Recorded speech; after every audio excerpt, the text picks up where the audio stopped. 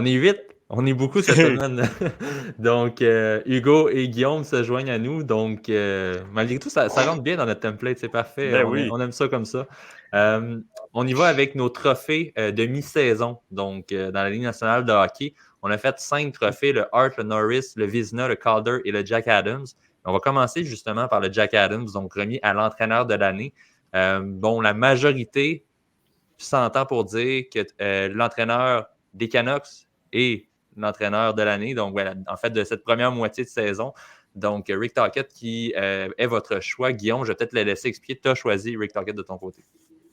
Ben oui, tu sais, je trouve qu'à chaque année, quand on essaie d'élire le coach de l'année, il y a souvent deux idées, méthodes de pensée. C'est soit qu'on y va avec lui qui a la meilleure saison, mettons la meilleure équipe, ou lui qui fait le plus grand revirement par rapport à l'an passé. Fait que cette année, tant qu'à moi, ça remplit les deux cases.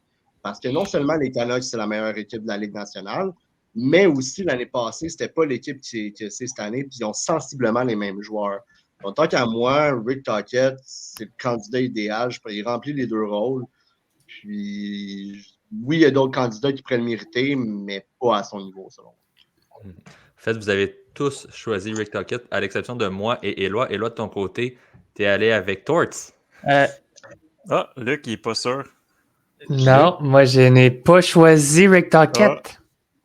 Je vais vérifier tes choix, mais vas-y, Éloi, de ton côté, en parlant de Tortorella. J'y vais, oui, c'est ça. Ben écoute, pour moi, le revirement de situation du côté des Flyers, ça m'a vraiment impressionné. Tu sais, l'an passé, on avait vraiment une très mauvaise formation, puis on se disait, ouais, les Flyers, ils vont vraiment être dans la cave pour un petit bout de temps. Puis cette année, on est dans la course aux séries. 54 points là, au moment où on se parle, avec une fiche de 24, 14 et 6.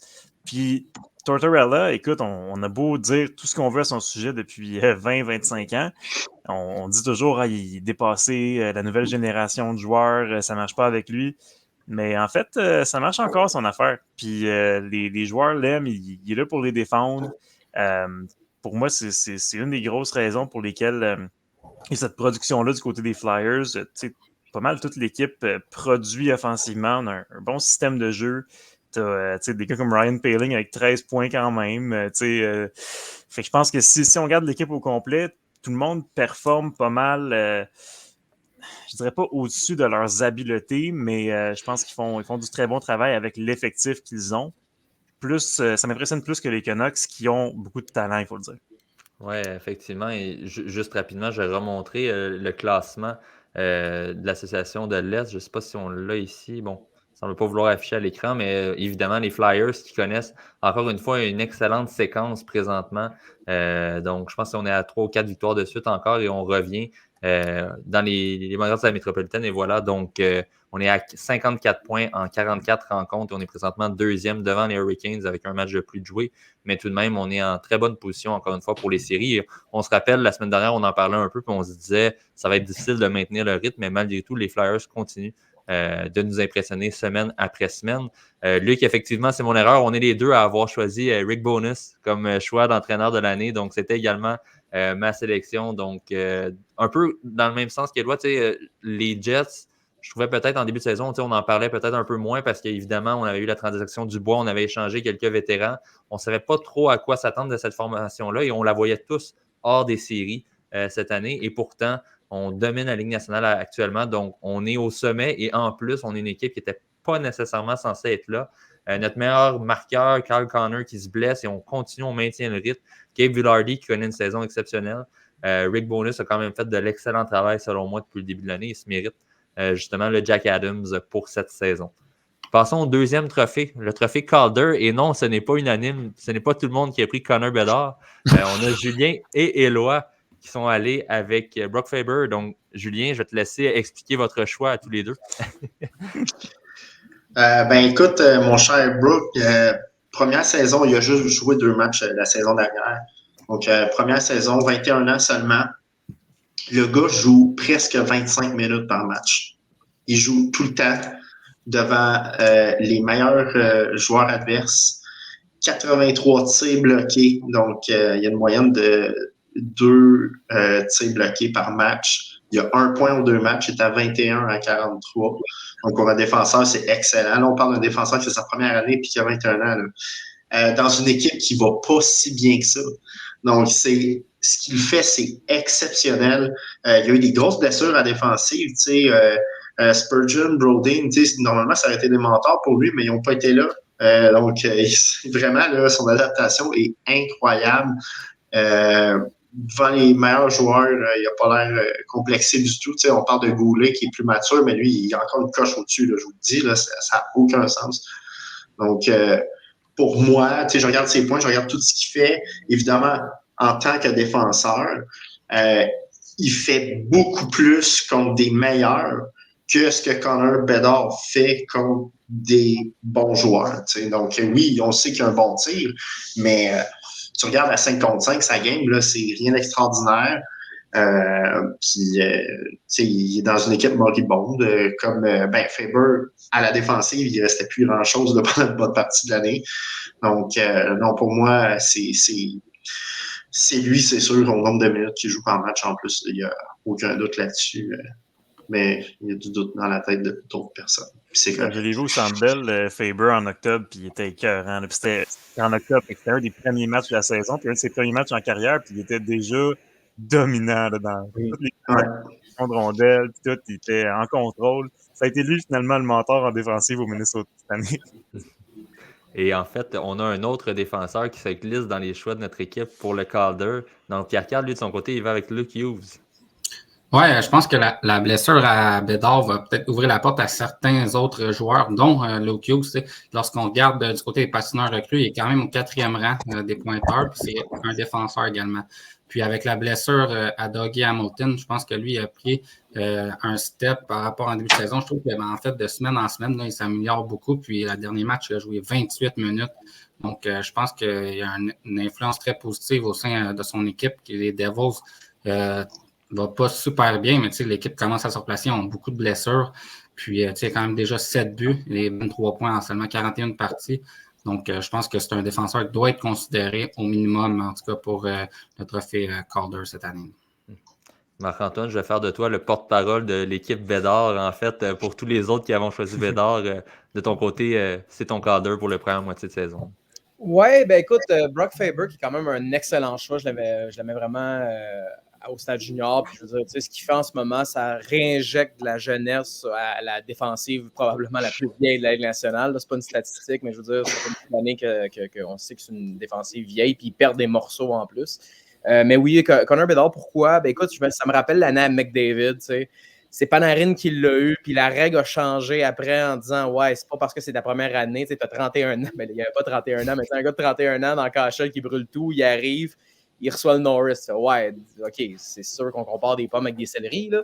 Mais moi, selon moi, Connor Bedard, il se blesse, mais c'est pas de sa faute. Pas choisi de se blesser. Je trouve que c'est une drôle de règle. Si tu prends toutes les statistiques, c'est Connor Bedard. Puis là, soudainement, il se blesse. Pas choisi de se blesser, il n'a pas voulu ça. Au contraire, il aurait probablement voulu jouer. Et il joue probablement avec une des équipes les plus dégarnies à l'attaque, à la défense, dans le filet.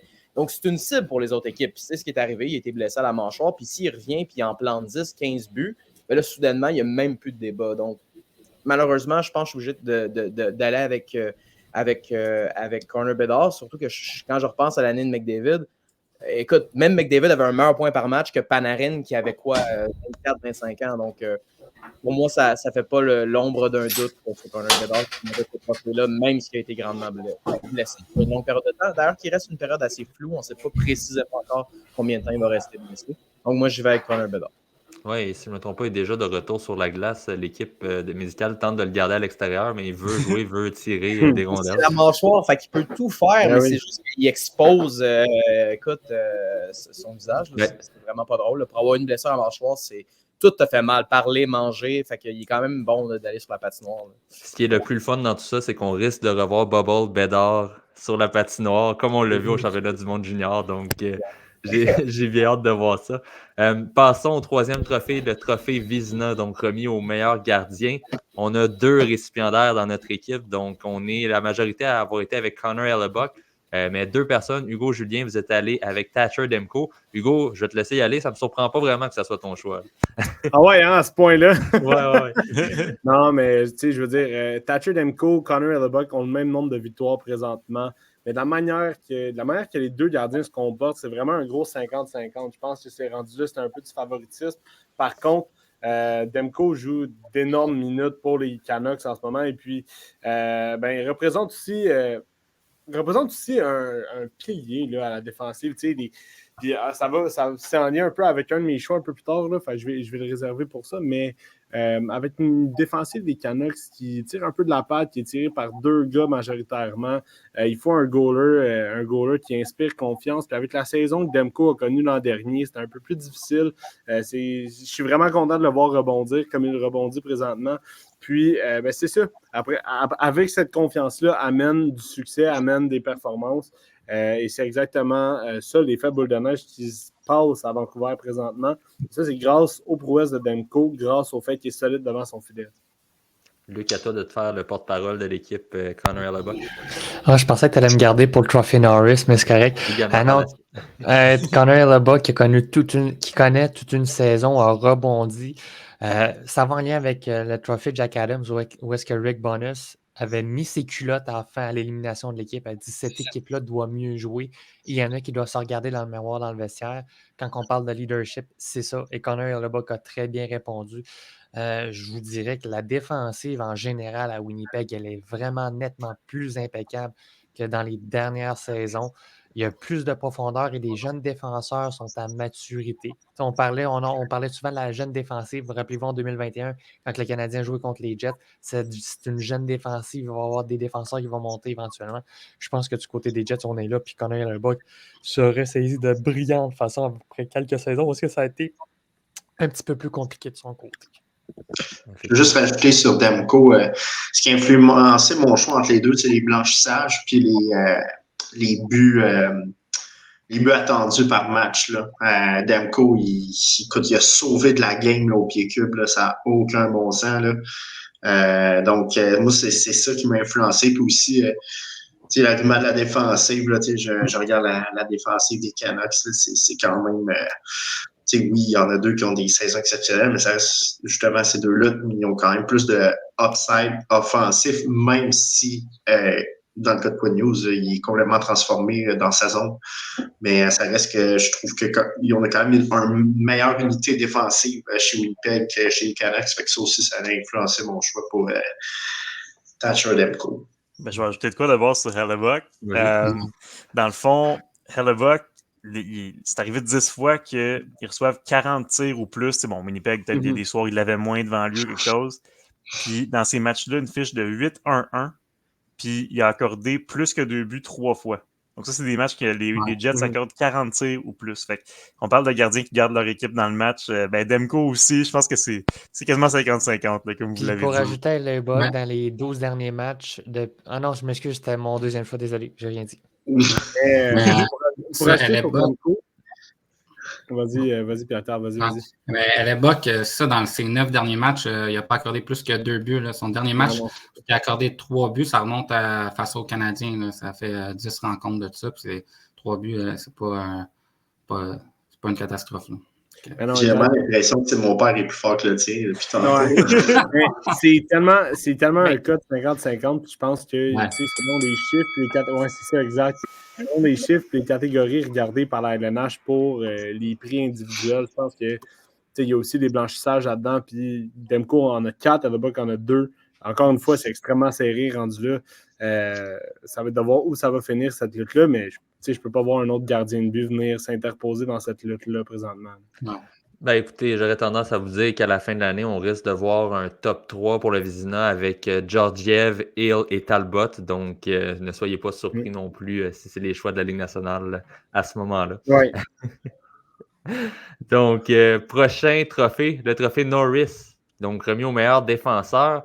Encore là, on a un joueur qui se démarque. Pierre-Carl, tu feras le porte-parole pour Éloi, Guillaume, Julien et Marc-Antoine, donc qui ont tous pris comme toi Quinn Hughes. Oui, moi je pense que c'est ça. Ça joue entre Quinn Hughes et Cale Makar, mais j'ai été avec Quinn Hughes parce que je trouve qu'il a pris un énorme pas de l'avant par rapport notamment à l'an dernier. on regarde juste son différentiel de plus 33, je pense que c'est considérable de sa part. Par le passé, il y avait peut-être plus de lacunes défensives, mais là, cette année, ça va bien, surtout avec Philippe Roenick. Ça a quand même été un bel ajout de ce côté-là aussi. Mais il y a quand même 52 points en 44 parties, puis il y a un gros impact en son équipe. C'est notamment un de ceux qui est là, en fait, c'est en raison de lui, notamment que les Canucks vont très bien cette année. Il y a beaucoup d'autres joueurs, mais c'est un des acteurs principaux de l'équipe. De ton côté, Hugo, comme moi, tu es allé avec Cale Makar comme choix, donc qui a rattrapé Quinn Hughes dans le deuxième quart de saison. Oui, exactement. Mais Cale Makar, que dire de ses performances? Je crois que Quinn Hughes, en fait, a une place encore plus une valeur encore plus importante dans son équipe présentement que Cale Makar. Par contre, Cale Makar produit un rythme incroyable, encore une fois. Les blessures, on sait qu'il y a beaucoup d'up and down avec lui dans l'alignement. On sait qu'on ne sait jamais ce qu'on a avec Cale Makar en termes de santé, mais une chose est sûre, c'est qu'en termes de points, on a une stabilité. On a aussi un joueur qui sort de l'ordinaire à la ligne bleue. On l'a vu Canadien Avalanche. Quand McKinnon et Makar sont sur la glace, on ne sait jamais à quoi s'attendre. On sait que la rondelle peut aller d'un bord comme de l'autre. Il y a beaucoup de rapidité, il y a beaucoup de bons edge work, il y a beaucoup de bons lancers vers le filet, des opportunités qui se créent. Et c'est pour ça que Makar est un aussi bon défenseur. C'est pour ça que Makar mérite sa place dans les votes. En fait, mérite ses votes pour le Norris et mérite sa place dans les stats des meilleurs pointeurs présentement. Ça va très bien. Puis ouais, c'est ça. La seule et unique raison pourquoi Makar pourrait gagner le Norris, selon moi, c'est sa production offensive. Mm-hmm. Il y a une exception à ces deux choix dans notre équipe, et c'est Luc, que je n'ai pas nommé son nom. Luc, je vais te laisser le soin de présenter ton choix pour le Trophée Norris. Ce fut vraiment une délibération très difficile. J'ai été avec plusieurs facteurs, mais le choix est Josh Morrissey. Noah Dobson était mon deuxième choix. Par contre, là où est-ce que j'ai bloqué, c'est deux choses. Tir bloqué, Noah Dobson avait vraiment priorité avec plus de 100 tirs bloqués. Par contre, Josh Morrissey, mon choix, il est simple. Je déteste le Trophy Norris, la tangente que ça prend, où est-ce que ça prend des défenseurs offensifs pour remporter le trophée. On oublie de plus en plus la qualité défensive. Et Josh Morrissey est, à mon avis, le défenseur le plus complet dans la première moitié de saison. A bloqué plus de 60 lancés et aussi moyenne de temps de jeu de 24 minutes et 30 secondes. Et surtout, seulement 25% de ses points sont en avantage numérique. Or, pour Yossi, Dobson, Quinn Hughes, Cale Makar, on est à 35% et plus des points amassés. Dans le cas de Cale Makar, c'est 48%. Quinn Hughes, c'est à 42%. Des points sont amassés en avantage numérique. Donc, c'était vraiment mon facteur déterminant pour évaluer si un joueur est meilleur à 5 contre 5 ou encore sur les unités spéciales. Puis pour ces raisons-là, j'ai été avec Josh Morrissey et effectivement, dans notre petite conversation, Julien l'a très bien fait de mentionner, Noah Dobson était mon deuxième choix. Oui, qui est également à considérer, pourrait probablement être un des trois finalistes, mais malheureusement, je ne crois pas non plus que c'est encore rendu à son année. Et je le disais, Nick est au courant de mes choix. Drew Doughty était sérieusement considéré parce que malgré ça, à 34 ans, il a une moyenne de temps de jeu. Il est le seul de la Ligue nationale de hockey à avoir 26 minutes ou plus de temps de moyenne de glace. Ça, à 34 ans, il faut le faire. Je pense que c'est sa meilleure saison en carrière aussi. Là. Ouais. Présentement, en termes de points. Là. On termine avec le trophée Hart, donc remis au joueur le plus utile. Et là, on a vraiment une très belle variété de choix. On est 3 à avoir choisi Nathan. Non, on est 4 même, pardon, à avoir choisi Nathan McKinnon qui serait le favori. Par la suite, c'est tous des choix différents. Donc, il y a moi, Pierre-Carl, Hugo et Éloi. Éloi, je vais peut-être te laisser justifier notre choix aux 4. Donc, Nathan McKinnon comme joueur par excellence. Ben, c'est ça, on a parlé de Colorado tantôt quand on parlait du besoin d'un gars comme Sean Monahan. Tu sais, Nathan McKinnon, là, en ce moment, il traîne l'équipe sur ses épaules. 72 points en 45 rencontres. C'est peut-être sa meilleure saison en carrière. Là, on sait qu'il a déjà atteint la barre des 100 points l'an dernier. Mais vraiment, là, toute une saison pour lui. C'est exceptionnel de le voir aller. Il fait tout bien. Puis, ouais, pour moi, ça serait le choix. Mais c'est ça, il est à égalité pour les points avec Kucherov, là, donc ça peut aller d'un côté ou de l'autre. Il y a plusieurs joueurs qui sont dans la course, vous allez voir ça. Oui, également, Guillaume, de ton côté, petite surprise, je vais être franc, Sam Reinhart. Donc, je ne m'attendais pas à le voir dans les nominés, mais de ton côté, tu y vas avec Reinhart comme joueur le plus utile. Oui, Reinhart, Sam Reinhart. Non, en fait, j'ai essayé de voir un peu son cas à lui parce que je trouvais ça vraiment intéressant. C'est probablement sa meilleure saison en carrière. Il y a la moitié des buts de la Floride dans le power play. Il y a 9 buts gagnants, si je ne me trompe pas, qui mènent la Ligue. Il est en arrière de Matthews, avait juste un but avec 32 buts. Le gars a vraiment une saison sensationnelle. Il joue sur le power play, il joue sur les avantages numériques, excuse-moi. Il est là dans les situations les plus importantes. Puis, tu sais, quand on regarde aux saisons passées, Mathieu Tkachuk a toujours eu des saisons extraordinaires. Cette année, il était à 1 point par game. Barkov, même chose. Il a toujours eu des saisons comme un peu plus qu'un point par game. Cette année, c'est à peu près ça. Puis l'autre, c'est Veragi, si je ne me trompe pas. Et après ça, tu n'as pas un pointeur qui est en haut de 30 points. Fait vraiment, le gars, là, il a une de ses meilleures saisons. Sincèrement, je trouve que ça le mérite. Puis en plus, qu'il va être éligible à un nouveau contrat à la fin de l'année. Là. Donc, il va il va sauter la banque, disons, comme ça. Donc, pour moi, je trouve que c'est un bon choix à ce niveau-là. Oui, effectivement. De ton côté, Julien, tu as gardé ton choix du premier quart de saison, donc tu demeures avec Quinn Hughes comme joueur le plus utile. Et tu es présentement sur mute. Oui, donc j'ai gardé le même. Ça se peut que ça change, parce que justement, là, il commence à avoir des joueurs qu'au début de l'année, je trouvais qu'ils étaient en bas, mais que là, ils ont comme remonté un peu. Cam Makar, justement, c'en est un là, qui est assez incroyable. Mais je vais encore garder Quinn Hughes. J'ai écouté peut-être 3-4 games là, de Vancouver, mais à chaque fois, moi, je le trouvais complètement dominant. Il contrôle le jeu. Il me fait penser à Eric Carson là, en série, là, quand il était juste complètement dominant là, de toutes les équipes là, il y a quelques années, là, mais quand il s'est justement blessé. Quand c'était Guy Boucher qui était derrière le banc, là, je trouve là, dans toutes les zones, dans sa zone, il court après le monde, il réussit à soutirer pas tout de suite, ça part de l'autre côté, il est le premier à sauter dans l'attaque après, il est le premier à revenir. Il est capable, Marc-Antoine l'a dit, là, les frères Hughes, c'est des patineurs exceptionnels. Là, puis, il va se promener comme ça, il va faire le tour, il va garder la rondelle jusqu'à temps qu'il y ait une option, puis des fois, c'est un tir du poignet, puis ça rentre. Écoute, c'est exceptionnel de ce qu'il fait sur une patinoire en tant que défenseur avec les points qu'il a. C'est assez exceptionnel. Plus 33, là, écoute, là, c'est... Donc, pour moi, là, c'est vraiment la pierre angulaire de cette équipe-là. Depuis qu'il a le C sur le chandail, il est complètement un autre joueur. Donc, c'est tout ça que j'ai pris en considération, là, qui fait que pour moi, là, c'est... Puis, écoute, tu peux demander à Nicolas, là, j'ai jamais trippé sur Quinn Hughes, là. J'arrêtais pas de dire, il est pas capable de jouer au hockey, ce gars-là. Il fait juste, genre, aller en attaque dans sa zone, il sait rien faire. En zone 1, il sait rien faire. Puis, il y avait quand même une petite progression, mais jamais à mon goût. Mais là, cette année, vraiment, je suis désolé, là, mais il est vraiment dominant. Le C de capitaine lui va bien cette année, semble l'avoir aidé à être encore plus dominant. Prochain choix de joueur par excellence pour le trophée Hart, Marc-Antoine, tu y vas avec Nikita Kucherov de ton côté. Oui, je vais juste faire un petit préambule avant, vite. Moi, j'avais Hellebuck, Kucherov et Quinn Hughes. Puis pour moi, je veux dire, c'est tous des excellents choix. Puis même que je pense que Jack Hughes aurait pu éventuellement être dans le mix parce qu'en milieu de saison, il a été complètement fumant. Par rapport à Quinn Hughes aussi, c'est un gars qui aurait pu être à Montréal, mine de rien. Stop. Et d'ailleurs, à l'époque, juste ça m'a fasciné. On ne voulait pas Quinn Hughes parce que dans une entrevue, ça a été absolument fascinant. Il faut le retrouver.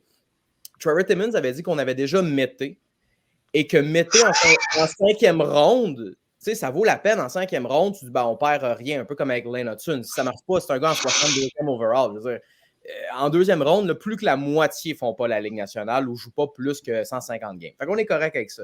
Mais quand même, c'est hilarant, là, je veux dire, Quinn Hughes qui est top 2 de la Ligue nationale. Bon, suite à ce préambule qui me fait plaisir, Kucherov, pourquoi Kucherov? C'est le joueur qui ajoute le plus de valeur à son équipe, le plus indispensable.